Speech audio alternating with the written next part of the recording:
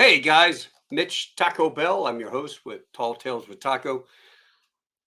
This episode is about COVID, and I hope that YouTube doesn't ban me, nor Facebook. They'll probably slap a little banner down at the bottom telling you all about the specific stuff to go look at for COVID related materials. But this one is kind of near and dear to my heart because I failed. The Marine in me, as much as I wanted to resist taking the jab, I succumbed to it, and I took it under coercion from my work. And I really regret not being the guy to stand up for a principle and fighting this. But I had to do what I had to do for the family, because as I looked at it, with over $1.5 million of future income at stake, kids in college, sometimes you have to do what you have to do. But it still doesn't make it right.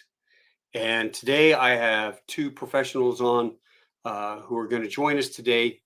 Lieutenant Colonel Scott Sonny Duncan, who is a Marine F-35 pilot, Squadron CO, former Top Gun pilot. I mean, the best of the best. Just an incredible guy who had the conviction and the moral stamina to fight this. And we're going to talk to Sonny, and also I have Ron Catlin, who I've known for years through the Young Marine program. And both of us have mentored so many young individuals from the beginning of their careers in high school through the Marine Corps or different services they may choose to have gone into.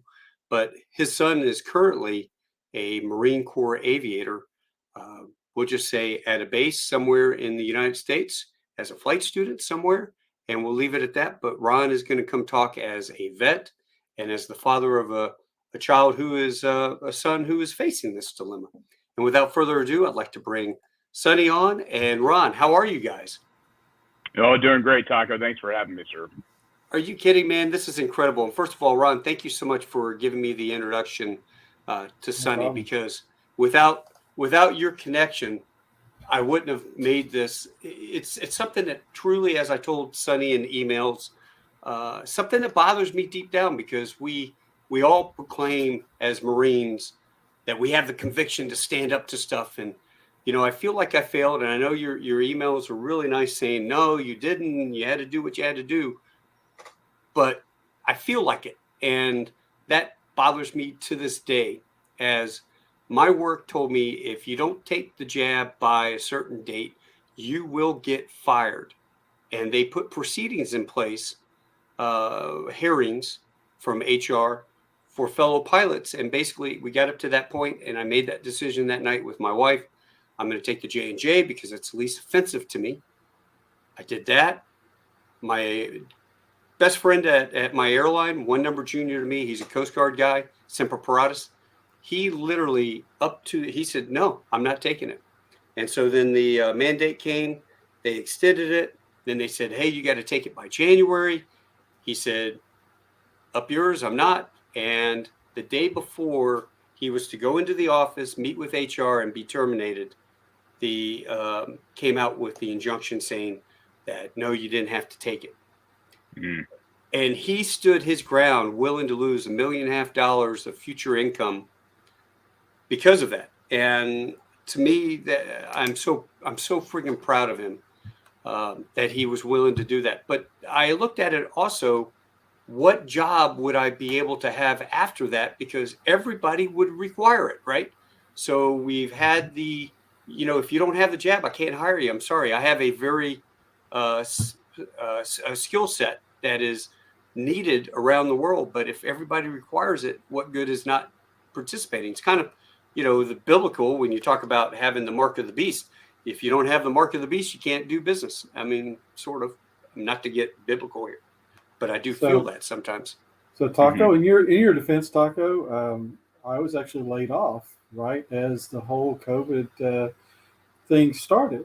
And after a year of job searching, I kind of economic circumstances, because every job application you fill out asks you, have you taken the vaccine? Well, I decided to take the vaccine. And I think Scott put it well one time. He had friends that did it for a business decision. And that's simply what it was. And I think, if you don't mind, if I'll interject here real quick, Taco and Ron, you're bringing up some great points that are kind of at the heart of some of the second and third order effects of this. One, I just want to make it very clear that what I'll relate to you this morning are my personal views, my personal opinions, my personal experiences. They do not reflect that of the Department of Defense or the United States Marine Corps. However, we have asked leadership to consider that very thing. One, anybody who's not vaccinated is not taking a high seat of judgment looking down on someone who is. There are a host of reasons why people did what they did, and they are valid and good reasons. So nobody is questioning that piece. What we are questioning, like you mentioned, Taco, is whether or not you did what you wanted to do. And we have just expressed to leadership to please consider the fact that it's one thing to have several individuals who said, you know what, this is not appropriate, and this is the stance we're going to take. And kind of to your lead-in before, we're more than happy to discuss the options we had to look at, expecting to come from one environment that requires it to another. But it's an entirely different thing to then begin to deal with several thousands of service members who did not want to do it, did it exclusively to retain their jobs and retain their benefits. That has an impact on readiness, accession, recruiting, that we have asked them to try to find a way to substantiate, because that is going to be the next fallout as a result of this, unfortunately. Yeah, I've heard on your other interviews. As a matter of fact, let me throw this out there. First of all, everybody needs to go. There is a former Space Force Lieutenant Colonel, Matt Lohmeier, who did an interview with you that Ron had sent me the clip. It's going to be included in the description. I highly recommend everybody go over. First of all, subscribe and like his show. That interview with you was fantastic. And so it will take everybody from the get-go, fantastic questions, all the way through your dilemma and what's going on in your particular situation. So that will be on the description. Please, folks, go check out Matt's podcast with Sonny. Sonny, for those that haven't seen Matt Steele yet, you were a Navy, Newt guy. So reading your bio, you're a very smart individual. No.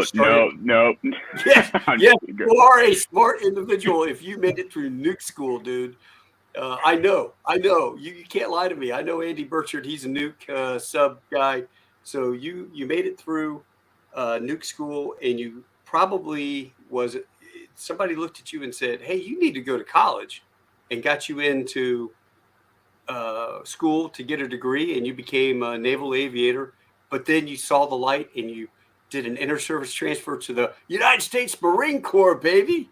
Took those gold wings, changed your pants from khaki to green, went to the basic school, showed up. Right. Hey, I bet you when you showed up at the basic school with your wings, people are like, "Hey, Lieutenant, come here.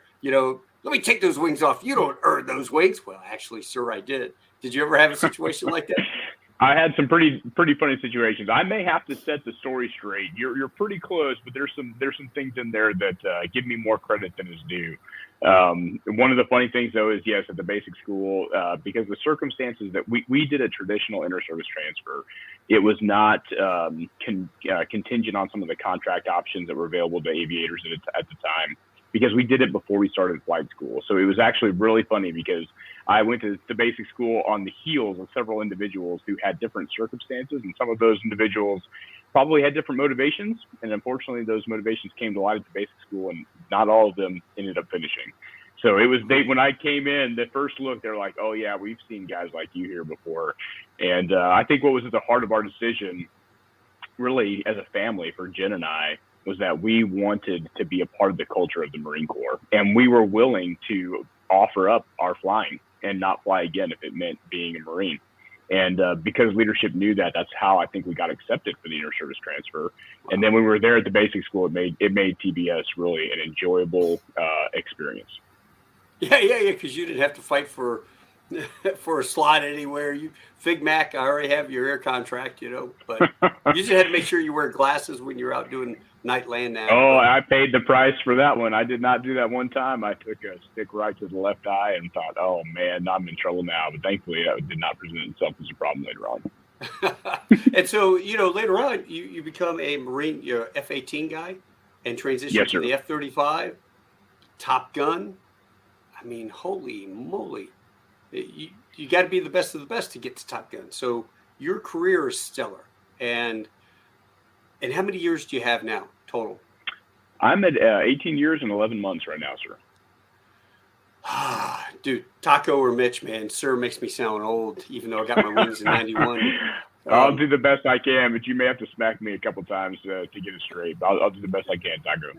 We'll have to knock you out. But so, you're at the end of your career. And what bothers me about what's happening in the whole situation is that they are not even allowing you to go on, pass go, retire. And for the folks with over 20, they can't just retire or put the package in and retire. They have to either take the shot or get admin sept, and admin sept under what, general? Yeah, so you're bringing up a great point, Taco, and one that's worth fleshing out. And the reason being is because today's environment is a little bit different than what we first encountered when the mandate came out. And I think it's worth recounting what took place at the time. So when this first came out, there was a specific order that was offered. You are actually mandated. You have to take an FDA-approved vaccine, and we can go. The recent reporting is really highlighting all of the legality associated with the nomenclature and the vernacular used by the Department of Defense, the CDC, things of that nature. But what is kind of the intangibles are the fact that people were told, if you do not take this shot, and often this stuff did not exist in orders. It did not exist in writing. There was some email traffic and squadron orders began to come out. But you were told, and we have friends specifically at the 24-year mark, the 25-year mark, the 29-year mark. The mandate was 2 weeks after their already established change of command, and they were all told, no, you will be administratively separated. You will not get a retirement. In the case of the chain of command, you will be fired the day that the shot mandate date transpires, and you'll be separated from the service. So I don't want to lose sight of the fact that we toss the term, I shouldn't say toss, but use the term coercion. And for many people, it has different manifestations. But you can imagine when the mandate came out, I think the Marine Corps was sitting at approximately 40% of the force that was not vaccinated. So the COVID information on its own merits at that time a year ago produced that kind of result. It was not until they started putting those kinds of threats, and they would just simply tell you things such as, I don't know what's going to happen. We don't know how they're going to discharge you. We don't know the characterization of service you may receive. Article 92 is what you're going to be charged with. In fact, I'm currently charged with an Article 92 violation. That carries with it a certain maximum penalties of jail time and a dishonorable discharge. Now, thankfully, those things have not transpired, and they're not likely to transpire. But we do not want to lose sight of the fact that, thankfully, recently, we've been able to get folks that had more than 20 years to a place where they could retire. There's many individuals like myself that are trying to make it to the next logical benchmark, if you will. Really, we have a desire to continue to serve, although it's looking less and less likely that that's going to be the case. Which is incredible because you are F-35. I mean, that is the newest, 6th gen, 5th gen fighter? What do we say? It is. Nope, you're right. It is the premier 5th generation fighter. And like you mentioned before, I'm not a special individual, Taco. I'm like many others, but to your point, there's not many of us. And that's one of the huge challenges that we've asked leadership to respectfully consider. Everything that that questions whether you're presenting to me or that I'll offer to you today are all things we've expressed to leadership, and either they were ignored or they were unsatisfactorily answered. And we've respectfully asked that leadership re-engages with their decision on removing tens of thousands of military service members. And if you I heard 135,000 on a podcast. How many actual non-vaccinated people are facing the admin separation and getting out? Do you know? Is it 135? Well, let me give you a couple different numbers. The reason why the 135,000 kind of stuck there for a moment, and that's a round down from a more finite number. The numbers you can imagine are incredibly difficult to really determine. And that's because it's not terribly forthcoming as far as getting the numbers and what you determine to be vaccinated and not vaccinated. The reason why I mentioned that is Congress was reporting on approximately 135,000 service members that have not received the vaccine, and that's the vaccine in any capacity. So I think that there's some faith behind that number, or it's in the ballpark. Now, that is all active duty, that is reserves, that is National Guard, that is everybody.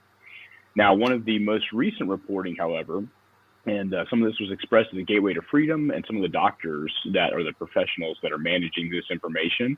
When you extend the term not vaccinated, or I think the CDC's new guidance is up to date, that's reflected also in the memorandum that comes from the Pentagon with respect to COVID-19, you're now talking about people who do not have the full shot series. And I think if you extend that, you're in upwards of, I'm going to round down just to make sure that I give all the credit to the number itself. I think it is higher of 350,000 service members.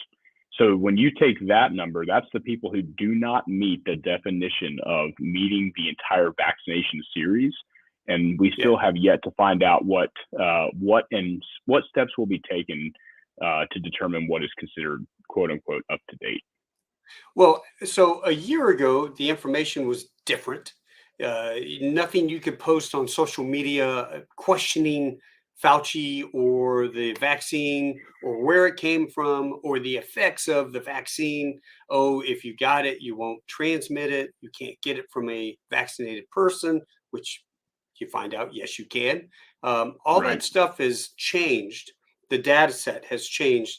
So in the last year, has the Pentagon, DOD, changed their stance? Have they modified their stance to go with the flow of new information? So that's a great question, and that's one of the biggest issues that we encounter today. I would argue, Taco, slightly differently, and the reason why I say that is I would say that the information was there and available at the time of the mandate, but to your point, it was not readily accessible, and it was squashed as a part of a prevailing narrative rather than a dialogue to be had. So all of the same questions, in fact, the current today prevailing medical narrative is the exact basis with which we asked leadership to reconsider making the mandate. So it was there, it just was not promulgated, and it was not a part of the narrative that really came to the forefront with respect to leadership, specifically in the Department of Defense. So today, though, like you mentioned, right now, the reason why someone like myself cannot exist in the Department of Defense and must be removed and is removed and recommended for separation is primarily because I am a health risk to myself, I'm a health risk to my community, I'm a health risk to my Marines, and I'm virtually quoting the documentation. In addition, I was at a board of inquiry where they used the terms, these individuals are a health threat to themselves and to others. Now, unfortunately, or actually fortunately in one case, and we may lead to this, a preliminary injunction was passed on the 18th of August, and that highlights a host of things centered around that discussion. The reason being is because that is focused on the infringement on the Constitution and the rights of free exercise for sincerely held religious beliefs. But it also highlights the fact that if the Department of Defense is going to tell you, you cannot, if they're going to try to override that or override those conditions, there are certain legal requirements. But in addition, to be able to argue a sincerely held religious belief, of which they're not arguing whether it was sincere, they have to produce with data and on a case-by-case basis a compelling government interest and the least restrictive methods. And so that is something that they failed to do, or we have not seen. And in addition to that, as you mentioned or alluded to, once winter happened and COVID did not care whether you were vaccinated or not vaccinated, it began to really shift the dialogue. And the reason why I say the dialogue is the narrative did not shift. We are still being removed for the exact same reasons, even though none of the authorities of the Department of Defense previously cited still believe that that is the case. And to your point, Taco, they are going to use things such as, well, the science has changed or the data has changed. And we're unearthing, or I shouldn't say, it's not we, is it? The things are coming to light that are demonstrating what level of information individuals had at the time those decisions were made, which is also why, Taco, we're going to continue to fight to see this reversed. But it is not likely about a medical discussion or medical efficacy. But by then, it's too late for all the people that have had their lives ruined and totally tossed out that, now I have to go when I apply to a job and explain to my new employer, well, the reason I got not an honorable discharge, but a general discharge with this felony was because I refused an order to take the COVID-19 vaccine. That's right. Now, there's some good news associated with that, Taco. The bad news is you are correct. Right now, they are using administrative processes to separate service members. Now, the reason why that's a problem is it is not held to the same scrutiny as a court of law. So, for example, you have board members. Board members are assigned by DoD leadership, and oh, by the way, everybody is vaccinated, so nobody is in. They are charged with providing an impartial ruling. However, you can see that is a challenge in and of itself. So right now we have service members that are charged with the exact same thing, and boards are determining that they need to be separated. So the maximum punishment separated, general under honorable conditions discharge, and the specific code of misconduct is the commission of a serious offense. And that is the most challenging. The reason being is historical precedent would suggest that that is a near felony offense.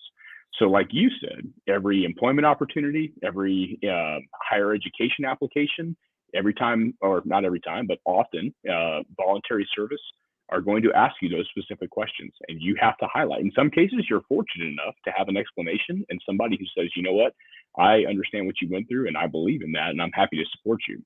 In other cases, it's a check in the box on the electronic, it goes into the algorithm, and you never have an opportunity to explain why it is you were discharged in such a fashion. And we're trying to correct it, but that is an inquiry through a board, through the Veterans Affairs, that is dealing with a lot of things. That is not a quick process for those to correct the conditions of their discharge. We're going to get back to that, Board of Naval Corrections.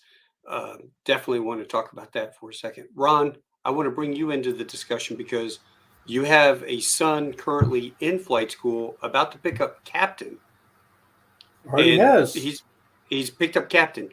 If he's watching this, congratulations, Skipper. But he is been grounded for what, a year and a half now? Not quite a year yet. Actually, he was grounded on 10 November, if that means anything to you guys on the call. And honestly, though, to his command's credit, his command has been very supportive. They kind of sat on that grounding order, I believe, until he finished his form solo. And then, it's one of those things, is he still flying? Well, technically no, because he's on the ground now. But they did allow him to finish his form solo, but then he was subsequently grounded, which, from what I understand from my research, Scott, is that technically anybody that was under a religious accommodation request was supposed to be treated like they were vaccinated. Yep. So if you don't mind, I'll interject for just a second, Ron. Sure. You're bringing up a great point. And that's one of the challenges we've had, where we've had to provide statements or rebuttal statements specifically to the charges brought against us. If you were going through an administrative process, such as a religious accommodation request, then you should not have been charged with an Article 92 violation. And oftentimes, the counseling is colloquially referred to as a page 11 or a 6105. It cites multiple entries of the same violation as an example to establish, in some cases, what we were told at a board of inquiry is a pattern of misconduct. So, to your point, Ron, if somebody put a religious accommodation when they understood a mandate was in violation of their conscience, and they submitted the religious accommodation, it comes back denied. They are given the order again. For the Marines, they have an opportunity to appeal. And when they appeal and the appeal comes back denied, they're given the order again. And many of our paperwork specifically cite, on this date you were given the order, you did not comply. They do not reference the fact that you are in an administrative process. Here's the next opportunity you were given, you did not comply. And here's the third opportunity you were given and did not comply. So the challenge there, like you mentioned, is the fact that it is one decision It was a process that was exercised, and you should not have any punitive actions taken against you as you're exercising that process. So, Ron, have they done anything punitive to your son? No, Yeah. they have not. He actually has not, as far as I know, as of this week, he has not received a reply on his appeal yet. But no, he has not had any punitive reactions to it. He's actually kind of working in a non-flying status, obviously, but he's still kind of close to the aircraft. As a side note, he had a friend on the Navy side that was weeks away from winging, and they allowed him to wing. And he's actually an IP now, so they allowed him to go through IP school. And my son was actually fine with that. If he wants to be an IP, he's great with that. I think one thing that we all need to bring up is these aren't people that want to get out. If they wanted to get out, that just invalidates their whole religious accommodation request. Right. These people want to serve, and we need more people like that. Oh, God, yeah. But how many people down in flight school are in the same boat as your son? I don't have any exact numbers. Obviously, I know of him and one other. I know there were actually a few IPs in that. Early on, it was kind of like a secret society almost. Mm-hmm. And then everybody just kind of knew, and obviously things came out once the deadline had passed. I know my son had been on hops with an IP, and then that's where you're alone. You actually get to talk through things. That's when you figure out that, yes, hey, I'm in the same boat. Now, they were kind of bleeding pilots anyway, but this has actually kind of accelerated the process. Oh, God, yeah. I mean, if they get out, anybody listening to this conversation that has been shafted by this, you contact me and I will help forward your resume to the airlines, whatever branch I have connections through all of them, and we will get you hired somewhere and take care of you. But so that you know, if you are a flight student and you get out, all of your flight training and hours count for zip until you get designated a naval aviator and get your wings. So in Ron's son's case, if he got out tomorrow, all of the flight time and experience that he has is just that experience. He has to start from ground zero in a 152 to build up his hours, to get his solo, to get his write-off, to get his private pilot's license. I mean, he'll be the best damn pilot in the world, but until he gets those gold wings, that flight time doesn't count.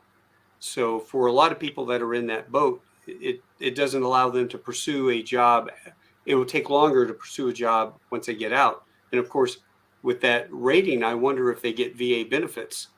Would they get the 9/11 GI Bill? Would they get any of that? Probably not. No, so Taco, you're hitting on a couple of great things that are worth discussing. One is the Navy specifically put out message traffic stating that if you were an individual such as experiencing flight school or BUDS, and you did not fulfill your contract before you were separated, then you were going to be financially obligated to pay that contract back. We have not seen that transpire yet, to my knowledge. I could be incorrect on that, but when we talk about what sort of levers were pulled to try to force you to do that, that's the sort of thing that we're kind of considering. When you talk about coercion, that's a pretty significant step in the wrong direction with respect to finances.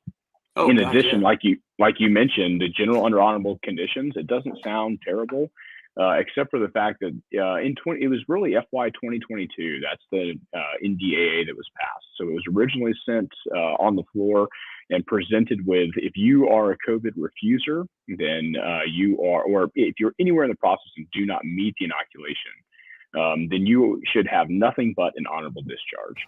And that would have actually been the normal administrative process that was already in existence in accordance with the Marine Corps Separations Manual. You would have been an individual that decided not to take the vaccine. You had a reasonable reason to disagree. You are no longer physically or medically qualified, therefore an honorable discharge. And then you moved on.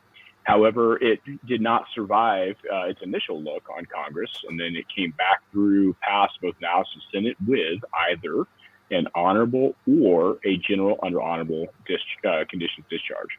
Now, that was specifically in response to the fact that many in leadership were pushing to have dishonorable discharges. Now, dishonorable discharges is that is quite significant. Okay. You virtually lose everything. You can't own weapons. I mean, it is a massive impact, to include the fact that, like you mentioned, at that point, it is for sure akin to a felony charge.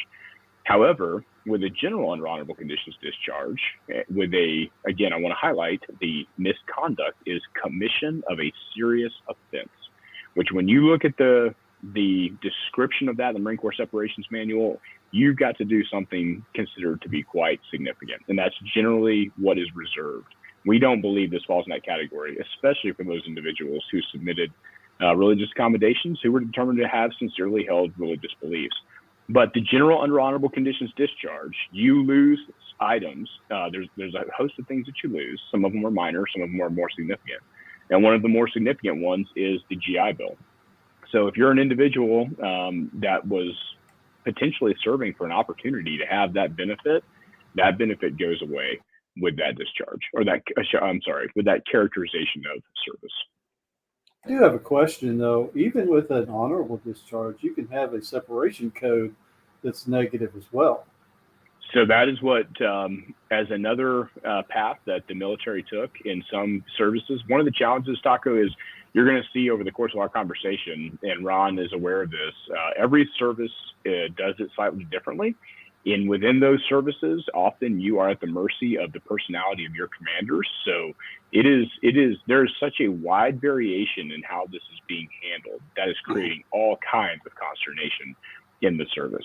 Like we mentioned before, for Board of Inquiries and Administrative Separations, we have everything from guys who have sterling, perfect careers, commendatory, meritorious, and they are separated, general under honorable conditions discharge. And then the next week, a Board of Inquiry happens on the East Coast. And guess what happens? Article 92 is dismissed. It is determined that the order was unlawful. There was no FDA-approved vaccine at any point in this transaction, and therefore the individual is retained for the exact same charge, the exact same thing, because it's held in an administrative fashion, not in a legal sense in the court of law. And that's is that between the different East Coast, West Coast Marine Corps, you're saying, or different services, Navy, Air Force? That is both. So that is those two instances I just commented on are Marine Corps specific, and the same thing is happening across the other services. So, but the variation, again, like I said, is quite significant. The misconduct code. So at some point they said, listen, different services did this. And I apologize for not having the exact statistics, or my memory may not serve me perfectly. However, one of the services specifically said, listen, if you will forfeit your Board of Inquiry or forfeit your administrative separation, then we will give you an honorable condition, an honorable discharge. And obviously that is very attractive. To your point, Ron, that was going to come with it a misconduct code. And those misconduct codes have bearing on the benefits that you get, your ability to go back into service, and things of that nature. So it looked on the outset like, man, if somebody was willing to, which again, we recommended with legal counsel, I do not know a single lawyer that said, do capitalize on that. Certainly people did for personal reasons, but everyone said, do not waive your right to a board if you have an opportunity to have a board. Now, you mentioned earlier, just really quick, I'll highlight this one for so people are aware, because you have an individual that was just put up there, a good friend. He was discharged from the service at 5 years and 364 days, which is the 6-year mark is when you are no longer a probationary officer.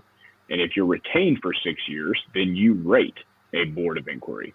Or if you're enlisted personnel, you rate an administrative separation board. So anybody that does not have that probationary period satisfied does not get an opportunity for a board. They are immediately discharged. And in his case, he was discharged as an F-35 pilot with a general under honorable conditions discharge. That is just so insane. Is there a future lawsuit? I mean, is there something going on? I mean, first of all, I want to say you've done a really fantastic job in your interviews, not criticizing your command or Congress or Senate. You're doing a really good job working within the bounds, and I commend you on that. Is there a chance, a lawsuit, anything that is going forward that can help people? Yeah, that's. Let me hit 2 points that you mentioned there, Taco.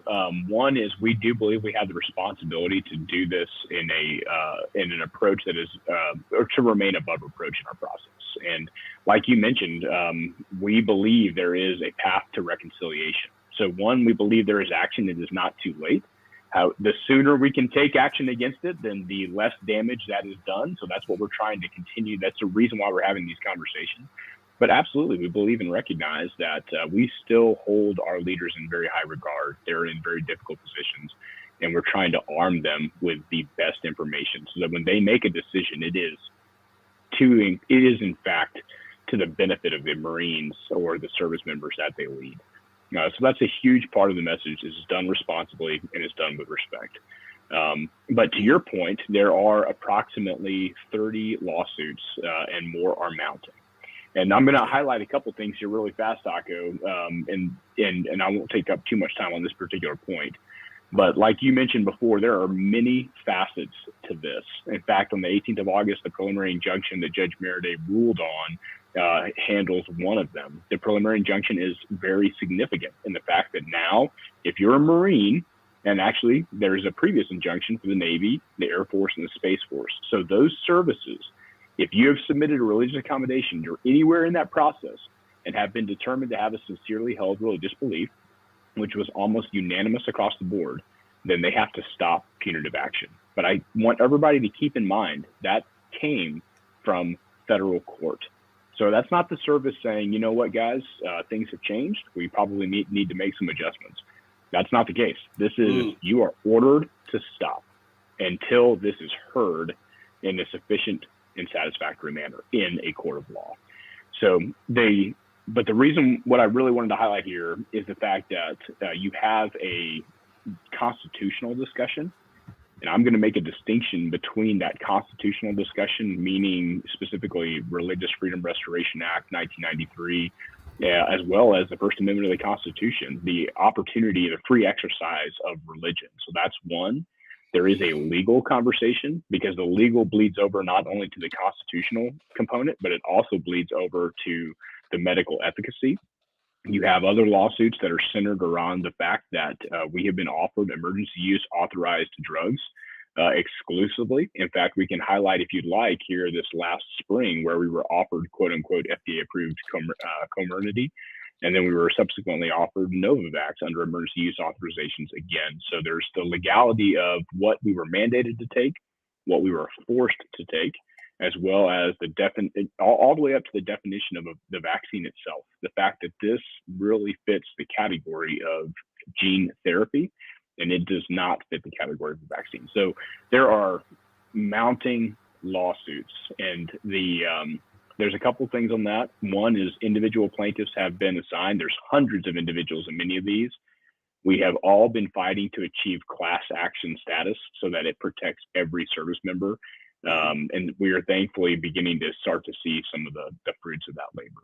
Sweet. Ron, you wanted to talk about approved versus licensed. And you're kind of my C lawyer. You're really smart. He is. Ron is just up on all of this. Yeah, but not as smart as Scott. But you are. No, I think you mentioned it because oftentimes when we hear approved, that's the gospel. Well, really, technically, from a legal perspective, and I think you've seen this, is licensed is the only one that would make it a lawful order because otherwise it's EUA. Is that my understanding, Scott? Yeah, I think that. So one of the huge challenges is the vernacular associated with it, or the grammar, I should say. There are nuances with FDA approved. They're fully licensed FDA approved. You're also starting to see BLA compliant, which is a term that is largely fictitious. What does matter, like you said, and I can't remember if it is fully licensed and FDA approved, what combination thereof requires or is the exact approved. The main thing to highlight here, and then I'll hand it back over to you, Ron, is the fact that that has a specific product label. So everything that came out to us was not labeled correctly. None of the processes were done. That again, this is law. None of that was complied with. In fact, we have all kinds of interviews with Pfizer saying we're going to exhaust emergency use inventory before we even get to something, and we're not intending to produce this anytime in the near term. And it certainly was not available when the mandate came on the 24th of August in 2021. And I think one thing to reiterate, this is a totally separate argument than the whole religious accommodation and your violation of the Constitution and your First Amendment rights as well. Yep. And well, that's where I look back when we had to take all the anthrax series. You remember that? I was like, thank God I've already had my kids, but Well, Taco, right. What's interesting is one of the lawsuits, and the gentleman that's supporting that, he's one of the gentlemen that's supporting myself and several others, and he is a Marine, Dale Saran. He was very involved in that, and that is in fact produced a conviction and allowed him, and really just kind of been a driver for him to be involved in this to see it corrected. He doesn't want to see some of those same things done again. Yeah, that was. And I figured I've had so many inoculations in my body. I'm just a Petri dish full of crap from the government. But we had to take that. And for those that don't remember, about 12, 15 years ago, probably it was about, maybe it was 15 years ago, 16 years ago, the Marine Corps, all the services said, hey, you have to take this anthrax shot. And if you don't, you're out, you're gone. So we had to take a 3-shot series anthrax. And there was a lot of questions about what would it do to your kids. And, there was a lot of weird stuff going on. Well, I think we're not strangers to it.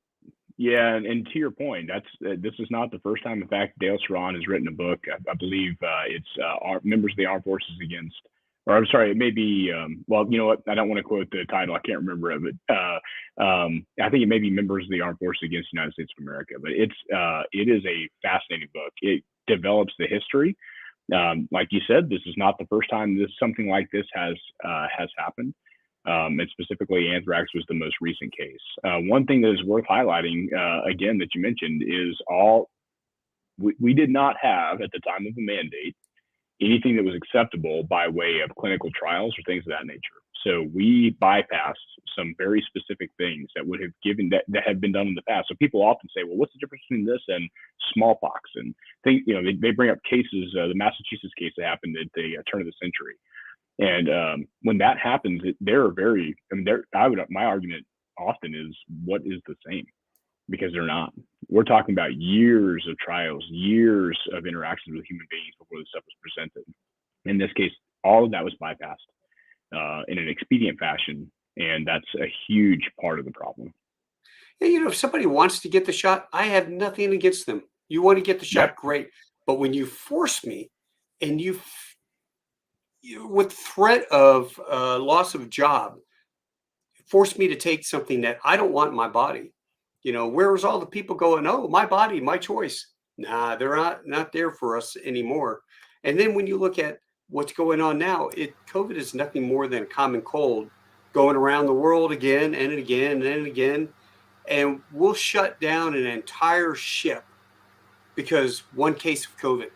It's ridiculous. They have the readiness for the military has plummeted. The Chinese got to be laughing at that, in terms of, what we've done, and everybody walking around wearing masks like minions. But I've got this video is in the links. It'll be in the links for everybody to look at. Tell me about this. USMC pilots speak on religious objections to the vaccine at a Defeat the Mandates rally in LA. That was a really great video that somebody put together on Rumble. Tell us about that, Sonny. Well, we had a local friend here that was actually kind enough to produce that on our behalf. So after work one evening, we had an opportunity, or was asked if we would consider supporting this. And we reached out to folks, and in all cases have said, if you have a desire and you feel strongly enough about this, and let me just segue just real briefly, or take a brief offer and I'll come right back, is the fact that we hit certain things in our criteria where we decided the American people need to know about this. We were having conversations every morning, every evening, and this is true of all of us that are going through this process. The American people were shocked to hear what is happening in the Department of Defense, especially retired military members. So people were reaching out all over the world asking what is happening, and they couldn't believe what they were hearing. So we finally realized that we were butted up to the point where Marines that did not do religious accommodations, they just said, this is unconstitutional and wrong, and I am not going to participate in this. We're about to be separated. And we just could not get the message out fast enough. So when there were opportunities to begin to get this out into the media, that's the reason why we made the decision to do that. Now, to this point. Yep. Hank? Oh, yep. So to this point, you've got some of the finest service members there are, that these individuals said that, yes, we were willing to support this endeavor. We had a certain time block to be able to speak. And what's really key about this is that these service members all have very different stories. In fact, I would encourage you, if you have time, Taco, to bring these members on your podcast, because everybody has been treated differently. In Hank's case, he was grounded. The level of retribution to individuals is across the entire spectrum. Catherine was treated in an incredibly bad fashion, even before the vaccine was ever mandatory, for her convictions, her strong convictions. So that the Defeat the Mandate was a group of individuals that were getting together to express their concern in a responsible way, and we were happy to support that. And Sonny, I think you kind of alluded to this a little bit, but I think it's important to remember that these aren't just crazy Christians that are coming up with it. There's people from other faiths, other actually atheists against this, from what I understand. That's correct. They're across the entire spectrum of religion. People like you mentioned that said, I believe this is wrong. And they in fact had a challenging time. Many people we talked to said, you know what, I don't think I have a faith base strong enough to submit a religious accommodation. However, I think this is totally wrong. And they would have put themselves in the category of atheist or questioning at best. Now, and those individuals actually end up saying no, but they just outright refused and said this is not right or not appropriate. But yes, this is not exclusive to Christians. Well, it's funny how this has become a secret society. In my conversation with a young man that I've mentored through the years, neighbor's kid, F-16 pilot in Aviano, Italy, and he gets me hooked up with one of his lieutenant colonels who he looks up to. And this guy's going through everything, but he didn't know about you, Sonny. And I was happy to get you guys all introduced. Is more and more folks from the different services around the world finding a meeting place? Is there somewhere that they can go? How do they break into the secret society and get an invite into the group for support? Because there's definitely, like you said, there's actually no secret society at all. In fact, and that is a very important component to this. Because someone like myself in fact, before the mandate happened, just to give you a little bit of history, I met with my immediate leadership and I told them there are 3 individuals in that chain of command. And I let them know that, guys, if this happens, we believe that there are some problematic things coming. We believe this may manifest itself this way. And if it does, just so you're not surprised, we do not agree with it. And we are going to take a stance against it. And not only are we going to take a stance against it, but we're going to consider as a part of our ministry to other people, and really, truly, what I would believe as a leader of Marines, that we were going to support other individuals that shared that conviction. So at no point is it a secret society to get in what's happening. It is people are, as you imagine, as Marines, in any other service, you get put through a little bit of hardship, you begin to gravitate to those individuals that are going through the same amount of hardship. Mm-hmm. And so the only times I will offer my personal information out there is so someone can connect. And we would ask anybody, if you know anybody that's going through these circumstances, to reach out to any one of us. So our call to action is never a support us as people. It is a call to engage with your leadership and make your position known and do it the responsible way. However, we also say, yes, if you're not connected with a group of people where you can receive encouragement and information, then we would be more than happy to make that happen for your own health. And like you said, Taco, we thought we had most people, found out who those individuals were. And so part of the reason why we went out and we did not remain anonymous is the fact that people needed to see a face, they needed to see names. They needed to also understand, the American people need to understand this is impacting families. So it's not just that, we have a couple service members. Nope. in the Duncan household, it's a family of 6. And so it's significant. And we found that, you know what, if we were willing to take the stance, then we certainly need to be responsible enough to make our position public, remain completely transparent in all of our transactions, and not hide behind anonymity. So, Taco, I guess the best way to do it, to be honest with you, because I'm not on social media and things like that. Is there a website that's been created to? You know, I think there are like Truth for Health, I believe, Truth for Health Freedom. There was recently in St. Louis this weekend, the Gateway to Freedom. And I think really, to be honest with you, if you started to just online, I would imagine, I've not done this personally, so I apologize. I didn't pre-flight this, but if you did take a moment to just simply medical freedom or things of that nature, begin to search, because that's also, to be honest with you, that's how we began to find out which lawyers we were going to engage with, which legal teams we would establish, which doctors. I mean, certainly if you go and look at anything Robert Malone is doing or Dr. McCullough, sure. I mean, those individuals, if you follow anything that they're promoting, you will find places where there are actually a lot of people who are expressing a lot of concerns, and that those concerns are on the international level. Well, you're not going to find it on social media because they banned them. That is true. You do have to be, and you know what? I've actually never, like I said, I've never encountered that because I'm not in social media. You know, the one thing I will highlight is the fact that, yes, I mean, I would love to offer my personal email as a contact for individuals that are in that category. And I think the only sensitivity there is the fact that there are obviously people who are very much against what we are doing. Everything from the "he should be shot," "he is a coward," all those kind of comments. Thankfully, I'm sheltered from those to some degree because I don't read through the comments after the interviews or specifically after the appearance on Tucker Carlson, where he was kind enough to give us a few minutes to have this discussion. People were very supportive, and that's overwhelmingly, generally speaking, the response we get, other than the blanket.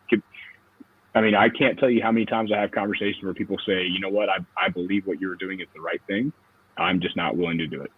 And I'm not going to get in the way. I'm not going to stop it. Or people that originally were like, you are absolutely wrong, and have come back and been like, you know what, after this winter especially, I have some questions about what transpired. All the way to like, I have no idea what's going on. I just do what I'm told, and I'm not responsible. I'm just doing what I'm told. And it's heartbreaking to see leaders take those kinds of positions. But again, that's between them and God. That's not my judgment on them. Yeah. And you kind of stole my thunder a little bit there, Sonny, because in my son's case, his command has been very supportive. Obviously, most of them have already taken the shot, and frankly, some of them are having regrets. I think you alluded to that as well. I think one question that's always brought up is, well, if you can take these other shots, why couldn't you take this shot? I think a lot of it is because of ignorance.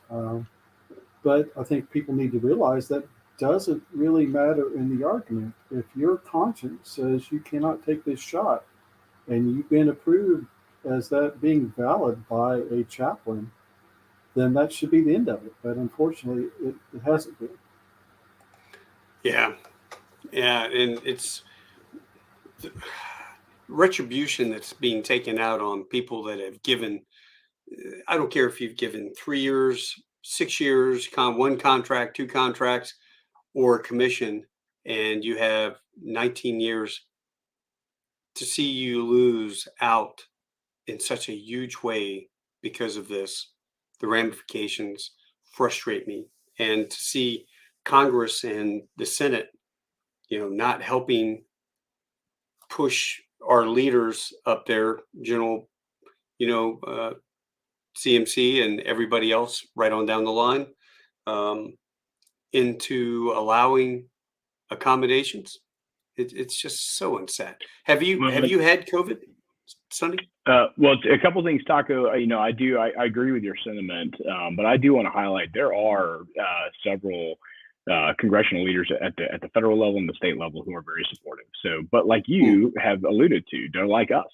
They're often fewer in number, and their voices are generally squashed. And the other thing is it's a challenge when you look at congressional legislation capacity against the administrative state, and you can begin to see some of the difficulty that presents itself there. So I will say we have got several congressmen and women who are are very vocal, strong advocates, and we're very grateful for their support. And that's true at every level. And we're just trying to make sure to turn the tide, because I think the huge part of it is bringing the awareness to the American people. A lot of the American people were like, I had no idea what is happening. And then all of a sudden it begins to impact them personally. And then it becomes a problem.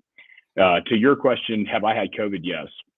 And I did have COVID. We actually, to be totally honest with you, I think our family had it before anybody knew what it was. We were like, man, that was a tough flu that week. Yeah, back in like January of, is it 2020? 2020, yeah. January 2020, I think happened.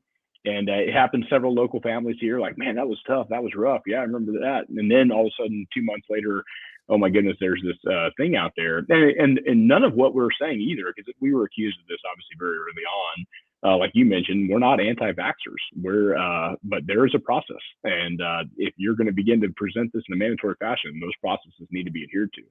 In addition to that, the shot itself, or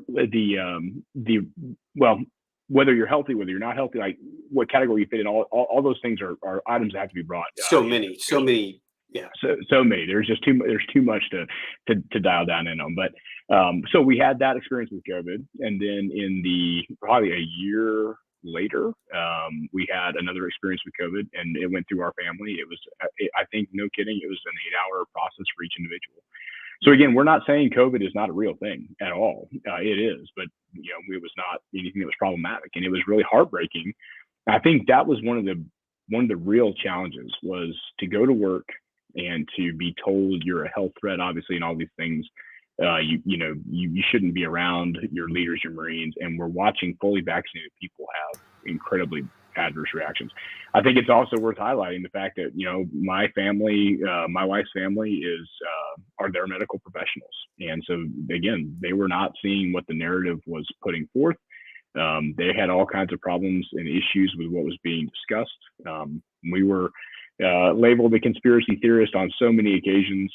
And then once those things that we mentioned started to happen to our family members, they started to really be noticed and say, you know what, I can't follow the advice of my medical professionals here, because we've seen it happen to these individuals and the outcome was not acceptable. We didn't think that they were going to literally ban me from getting this medication, and they are. How do we get out of this, and how do we help? So yes, we've had COVID. It was very minor. I'm grateful for that. And our heart certainly goes out to those who have had COVID in a more severe sense. Yeah. I mean, our family had it for the full 2 weeks. It went through. My son was the only one that didn't get it. It was right before Christmas. And we're like, nah, come here, son. Come here, drink here, have a sip of my Coke, Yeah. And we got him infected, and we were like, we're going to get everybody infected, because you know what would happen? He would get it a week later or 2 weeks later, right before Christmas. And this was at the beginning of December. Well, there's an important underlying point there, is natural immunity is not even being considered. Oh, it's not even considered yet. Because, my son had COVID, but he has, lasted a couple of days and he was fine. He has stood watch for many people who have been vaccinated and had their boosters and got even more sick. Kind of switching gears a little bit, and this is a friend talking about, I actually know someone that has been triple vaccinated, and now he is reporting cancer. So, and I have people in the healthcare profession that I know that say, yes, we've had an increase of cancer cases coming through. And I know, Taco, I think you have friends that have had severe incidents as aviators in flight, even, that is related to the COVID vaccination. There are a couple, and as a matter of fact, my mom is an elderly. I encourage her to get the shot, because they are older and they don't have the health that, I may be mid-50s, but I consider myself somewhat healthy. Your son, young stud, Sonny, active duty, he's probably going to go out and pop 4 miles after the interview, go run 4 miles. A very healthy guy. So the difference between a very healthy person and then somebody with all the other different health issues, two apples and oranges. But the bottom line is, everybody that has been infected, that has the antibodies, they should have been granted that pass. That, that's the same as holding up your shot card. Hey, man, I've got it. I've had it. But we got into this whole group mentality of, this is going to save the day, and it didn't come to fruition. I just wish governments would come to the realization of that. Yeah, Taco, it was really challenging to watch the number of, especially recent reporting now, that is unearthing all kinds of adverse reactions. The individuals that have permanent heart conditions, permanent brain aneurysms, and I mean, it's heartbreaking. And when you begin to personally know those people, and those poor Marines that did what they were told to do, they did it to keep their jobs. Often they're like, man, I did not want to do this either, but I also didn't want the ramifications, like you mentioned. I mean, facing very significant lifelong consequences is a challenge. But then now, when it's like this stuff is gone, it took a different direction. Their narrative has now changed, and those individuals have permanent heart conditions, or they are no longer able to fly again, or they have experienced a heart attack, or they have had the autoimmune deficiency that just randomly appeared out of nowhere, and they were told it has nothing to do. It's just natural allergies, and they're So now the whistleblower activity that's coming out. There's a recent report that came from Congress. We've had several that have made congressional testimony saying they were ordered to suppress the information. There is a various reporting information starting to come out now, specifically centered around service members. So it's coming out. It's a matter of time before the truth gets there. It's really a question of how much damage is going to happen. But again, I think it's going to be very challenging to face all of this information. And we're hoping that it's going to be enough to correct and go in the right direction. I mean, has anybody mentioned that the armed services need good, quality, ethical people? And I think we're going to lose a lot of those. And I know that, I guess it was the John Bowes interview, he mentioned about 700 pilots on the Air Force side. And I know from the Marine Corps side, I think I've heard several hundred aviators there. If you carry that onto the Navy side, that's a whole bunch of people with highly specialized skill sets that we need. Mm-hmm. Yeah, the dollar value to the taxpayer on that is significant. John Bowes did a fantastic job on his interviews. He was interviewed on Matt Lohmeier. He's just a wonderful, wonderful man. And he mentioned a couple things. I mean, there was a grassroots effort of approximately 357 pilots that put information out, their personal information. And when you just aggregated that, the average time and grade of those individuals was 14 years. This is certainly not comprehensive. This is just a snapshot. The number of instructor pilots, like 69% of those individuals are instructor pilots. Several of them were weapons school instructors. You're not talking about, and I want to highlight again, this has been highlighted every time for pilots, and we're only one occupational specialty. I mean, we're talking about SEALs, special forces, infantry, like it does not matter. Computer science guys blocking all the hacks every day. I mean, you bet. Everybody. Yep. All across the board. You can't. So we're in a position right now where the Department of Defense and each individual service has reported that they are short pilots. And that's been the case for quite some time, for several years. There's not much that can be done to correct that. So we already know that there's a problem and there's a shortage. And when you take that shortage and you exacerbate it by removing individuals involuntarily, again, that does exactly that. That exacerbates the problem. And even if you take everybody one for one and you say, okay, here's 1,000 pilots now we're short another 1,000 pilots, even shorter than we were before, you can't replace them. The one for one individual, which is not happening, but if that one for one individual is there, you're still talking 10 to 15 years to reach the maturity and the experience level of the people that they're replacing. So again, we have asked leadership to respectfully reconsider. When you're saying that COVID, the few individuals that ask for an accommodation cannot be retained because of readiness, I think the impact is quite more significant in terms of readiness when you simply remove them wholesale.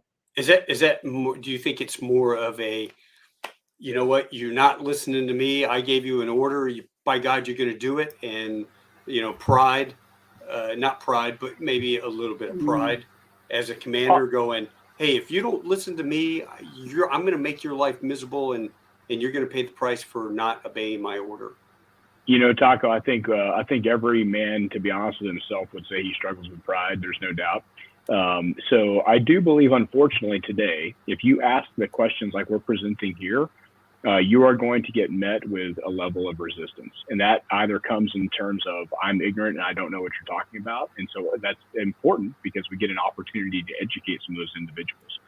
But it no longer comes down to the question of, because like you said, the medical efficacy question and the threat to yourself and individuals, and the fact that if you're unvaccinated, you're passing it to vaccinated, and vaccinated won't get COVID, like all those things have been debunked. But those were the grounds with which we were to be removed. So now to your point, we're saying leadership, if the environment has changed, even if you pay credence to how it's changed or why it's changed, in my argument, I would say nothing has ever changed. It's just that now the narrative has shifted. It's time to reconsider. It should be time to reconsider. As Marines, we espouse maneuver warfare. Maneuver warfare means we take a snapshot of what we see and we orient to it and change the direction to win. And so we're saying, you know what? This is a time to make that happen. To your point, Taco, no. Now it is a matter of you were told to take it. Does not matter the conditions. Does not matter what has transpired.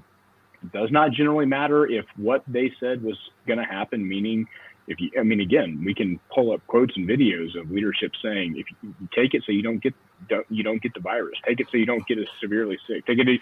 None of that information even stands today. In fact, so make sure you have the CNN report. President Biden got COVID.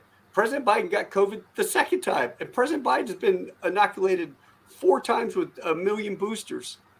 Make sure he's included in the lawsuit. Yeah, I just those challenges where it didn't transpire, and there's no proof of the stance that was taken.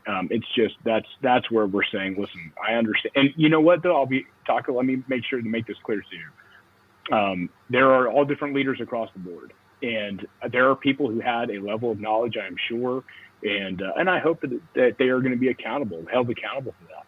But there are also people who genuinely, kind of to your point, Ron, like, why did I not refuse other vaccines? Well, part of it is because I can only be held responsible for what I know. And however, when you're made aware and now now you're responsible to God for the actions that you take. And so there's leaders across the full spectrum. Some people that were like, man, I've had these conversations, face to face or with my mentor specifically, like, Sonny, I didn't even think twice about it. I had no idea what this was. January happened, or March happened. They're telling us COVID's bad. Here's a shot. And it wasn't widely proliferated. They took it without question, didn't even think twice about it, moved on. And like to Ron's point, many of those individuals are like, if I knew then what I know now, I would not have taken it. So anyway, it's and one thing you mentioned, Taco, and then I'll briefly hand it back over. So I apologize for consuming too much of the conversation, but specifically with the discussion of truth. And that was a huge component to our religious accommodation request, is the fact that, in my opinion, a Christian worldview is comprehensive. And so it's one thing to have been told something and believe it, and to go, you know what, I'm with you. I support anybody. If they were given the medical information and they thought that it was the best thing for them to take, then I support them 100%. Operate on that conviction.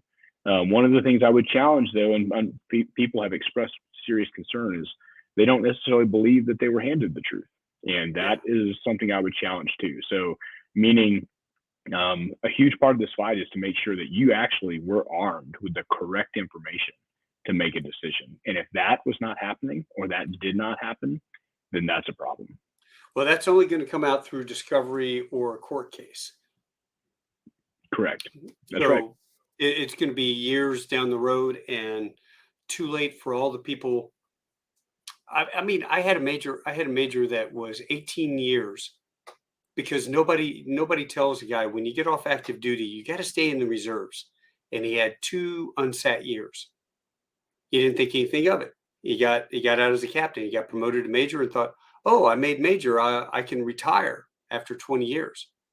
But nobody told him, hey, you only have 20-year window from second lieutenant to 20 years to retire. And in his case, he got up to 18 sat years, but he had 20 years total time.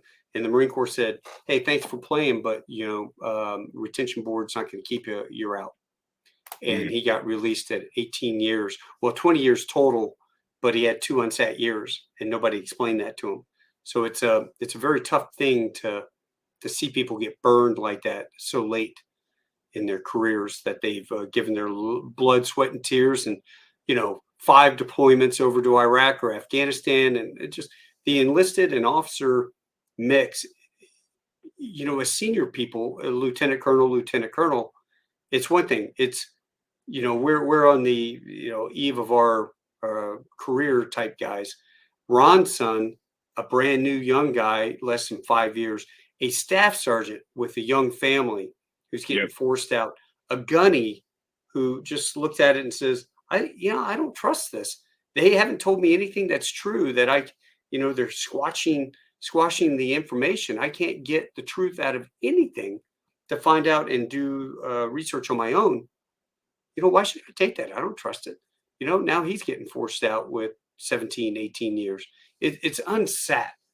It creates mistrust that we need. I think, people, I talk to the recruiting station CO all the time. And the CO comes to me and says, Taco, can you help me with, I'm looking for this, this, and this. And I'm like, I would love to help you, but I have a personal hard time trusting the military leadership right now. There has to be something down the road where they fix this so that we build the trust back, as an all volunteer force. Yeah, Taco, you're right. Trust and confidence is sacred. It is. And if you don't have that, how could you, with good conscience, tell your son, hey, Jake, I want you to join the Marine Corps just like your old man, or the Navy like your grandfather and your dad and your uncle. I have a hard time telling them to do that. But we need those kids. And that's the dilemma. We need those replacements for us.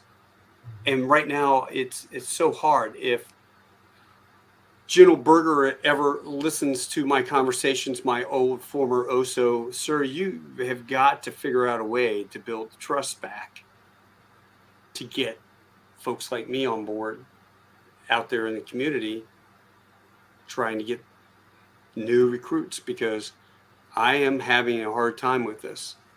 So hopefully I'll change my mind. Things change around.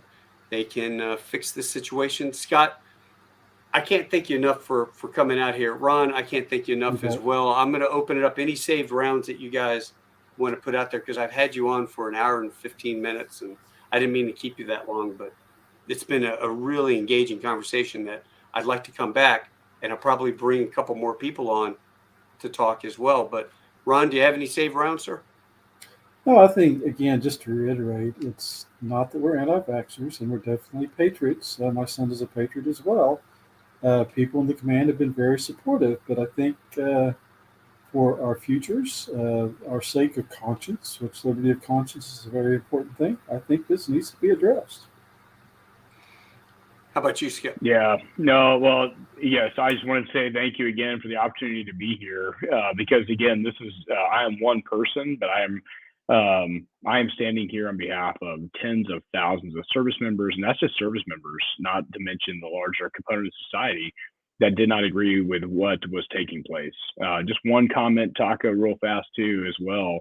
We participated in a leadership forum last year, and it was heartbreaking to see just young leaders, teenagers that are just strong, ethical, moral individuals. It was heartbreaking to hear how many of them had previously considered military service, and now as a result of so many of these recent decisions, that is no longer on the table. And they're at the cusp right now where that would be the next logical juncture. It is heartbreaking to see that. I'm like you, Taco, and like Ron.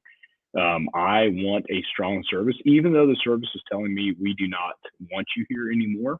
I want a strong service. I am, like you, a patriot. I am an American citizen. We are happy we will serve God in another capacity if the Department of Defense continues to punitively prosecute us. But that doesn't mean that that's the state of affairs that we want. We were told specifically face to face, what a shame you are for what you were doing, because you could have stayed and helped out. And I'd say, you know what, we're trying very much to stay, and we're trying to retain those convictions. And it's hard to take those kind of comments, certainly, but it's also just highlights the very thing we're discussing. We still want good people. We know there are good people in the service. And we want nothing more than reconciliation over time. We want restoration for individuals. We want accountability to be addressed as the truth comes out. And we want this to correct in a fashion that will keep us the great nation that we are.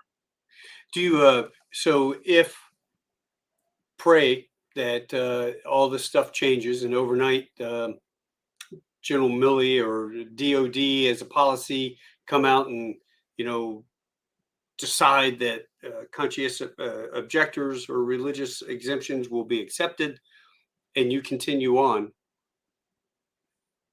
If you don't get that opportunity, what are you looking at down the road? Or is there anything in particular that you want to do? I think you'd be a great lawyer.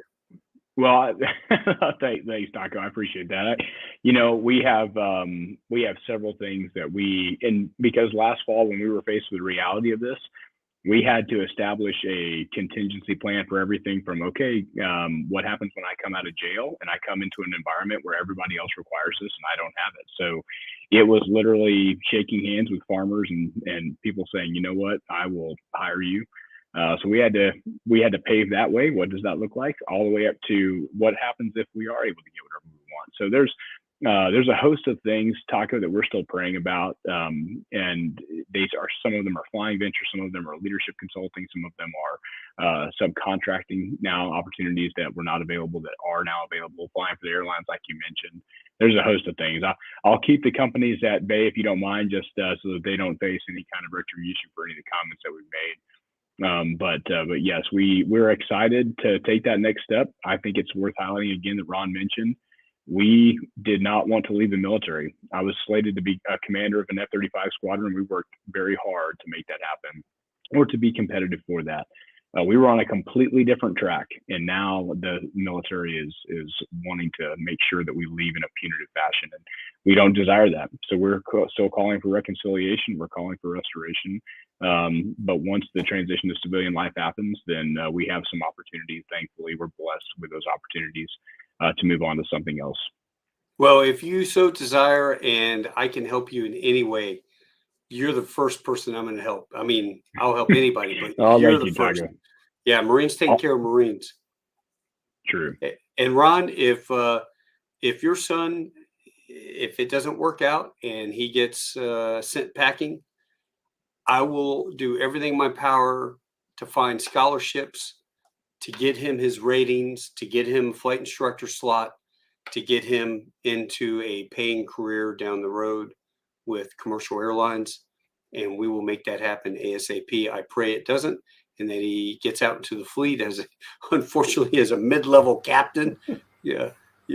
But we'll see what happens. I mean, that's why when I was in flight school, I was dating the niece of the LSO there for VT-21, and we were at his house at Corpus having dinner, and he goes, "So, Taco, how are your grades?" And I told him, and he goes, "Well, why didn't you go Jets?" I'm like, you know what, sir? The idea of spending another year and a half in the training command, with forget to put my canopy down, crossing the hold short because you asked me a question and I got sidetracked, and getting it down. Oh man, I'm ready to get out in the fleet. 6 months, baby. C-130s. Here I go. Okay, Taco. True story. My son's first choice was C-130. He was a second, and his second choice was Jets. He was a second in his class. First guy got the C-130. He got Jets, but he loved it. Yeah, I know. Everybody loves flying a jet. I had a great time in the back of an A4 and an F4. Everybody likes flying in a jet. They're cool, but you get paid per diem. You get to fly around the world. You hang out with you got an instant 7 buddies with you at the bar. It's a great time, and I love it. You call, we haul, fly rubber dog shit to Hong Kong. That's me. Anyway. That's great. Well, you guys have an awesome night, and thank you for coming on. For those folks that are interested in Sonny's conversations, please go watch him and Matt. The link will be in the description below. Feel free to click on that and support them. Ron had a great quote. God, grant me the courage not to give up what I think is right, even though I know it is hopeless. Chester Nimitz. That's a great quote. So I appreciate that, Ron. Thank you so much. Well, guys, if you just hang on for a second, I'm going to drop you off, say goodbye, and then I'll be right back with you, okay? Hold on one sec. Well, folks, thank you so much for joining us. I'm going to bring Sonny on, and we're going to have more conversations down the road as things progress to do checkups on what DOD is doing. If you hear me a little bitter, I'm a little bitter. Hopefully that'll change, because 29 years total in the Marine Corps is some of the greatest years I've ever had in my life. But I don't like what I see. And as a former Marine, active duty Marine, reserve Marine, not a former Marine, because once a Marine, always a Marine, I am now in the position to be able to say kind of what I feel without worrying about my command coming down on me and slapping my hands. So we need more people like Ron that are a veteran out there as a dad, promoting what should be done. And we need the courage and conviction of active duty Marine soldiers, sailors, airmen like Sonny, who are willing to put their entire career on the line. And for those, I can't thank you guys enough for what you do. Please stand by. If you want me to get connected with Sonny, send me a message. I'll get you connected with Sonny. So I don't want to put his stuff out there on the internet for every person, right, left, center, to inundate his email. But if you are in a scenario like this, I have connected him with others, and that's helped them out, because you need a support group out there. Until I see you next week, adios, hasta luego, sa wiedersehen, tschüss, shishini, au revoir, dobrikato gozamistano, shinde, kursai, ciao, revedici, tashakur, assalamu alaikum, mahala, shalom. I'll see you guys. Take care. And what should we do for going out? I am going to go with this. Till next week.